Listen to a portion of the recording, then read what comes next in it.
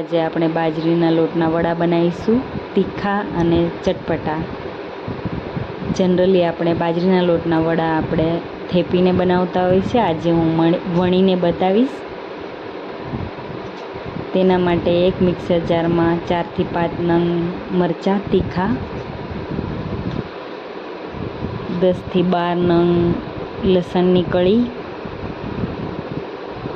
1 inch આદુનો ટુકડો,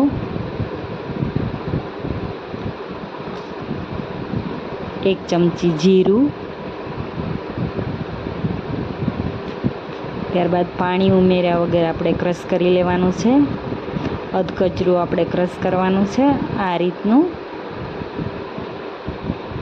ત્યારબાદ આપણે લોટ બાંધીશું. તેના માટે 4 ચમચી દહીં લઈ લીધું છે, 3 ચમચી આપણે ગોળ લઈ લીધો છે.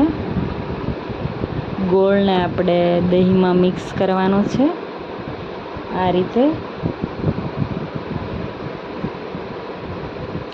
રીતે મિક્સ કરીને આપણે વડા બનાવીએ તો વડા બહુ સોફ્ટ થાય છે.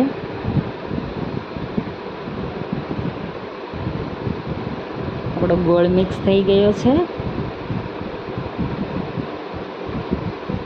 એમાં આપણે મરચુંને જે મિક્સર જારમાં ક્રશ કર્યું હતું એ આપણે એમાં ઉમેરી દઈશું. 1 ચમચી મરચું પાવડર, 1 ચમચી હળદર, 1 મોટી ચમચી વરિયાળી, 2 મોટી ચમચી તલ, 1 ચમચી ગરમ મસાલો, 1 વાટકો ધાણા કાપેલા,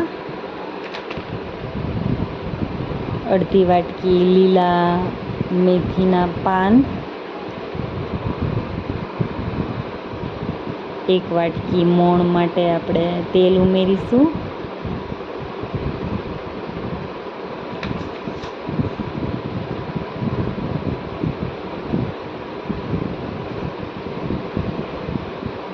એક ચમચી આપણે મસળીને અજમા ઉમેરીશું.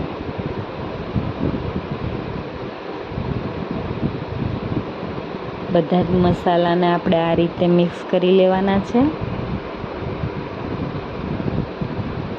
આ રીતે આપણે મિક્સ થઈ જાય ત્યારબાદ આપણે એમાં બધા જ લોટ ઉમેરવાના છે.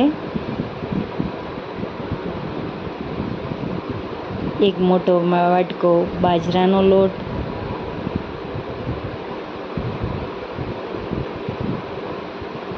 1 અડધો વાટકો ઘઉંનો લોટ,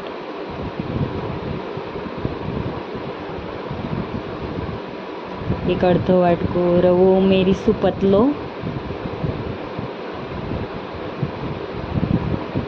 આ રીતે આપણે બધું જ મિક્સ કરી દેવાનું છે.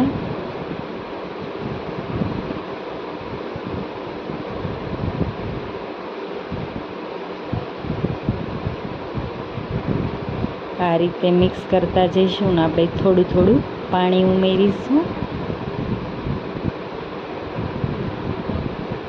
ત્યારબાદ આપણે સ્વાદ મુજબ મીઠું ઉમેરીશું.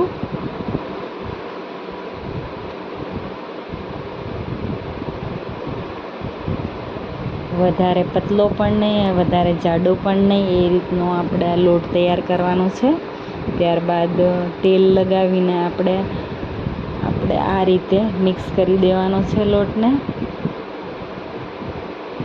ત્યારબાદ આપણે ઢાંકીને 10 મિનિટ માટે લોટને મૂકી દેવાનો છે.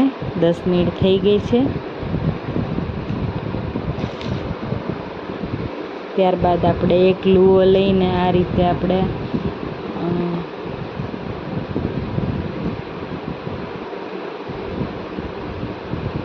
લોટનો કોટ કરી લેવાનો છે. ત્યારબાદ આ રીતની રોટલી બનાવી લેવાની છે. વધારે જાડી પણ નહીં અને પતલી પણ નહીં.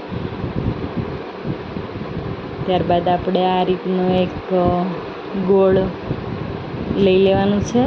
મેં આજે નાનો ગ્લાસ લીધો છે. આપણે આની જગ્યાએ બીજું કાંઈ પણ યુઝ કરી શકીએ.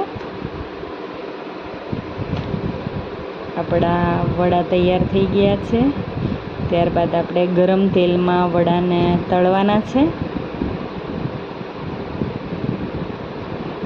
એક પછી એક આ રીતે આપણે મૂકીને વડાને આપણે આ રીતે તળીશું. આપણા બધા જ વડા ફૂલી ગયા છે.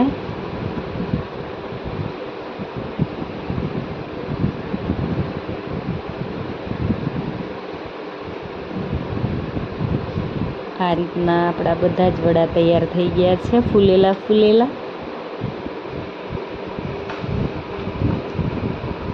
આપણા વડા ખૂબ જ સરસ બન્યા છે.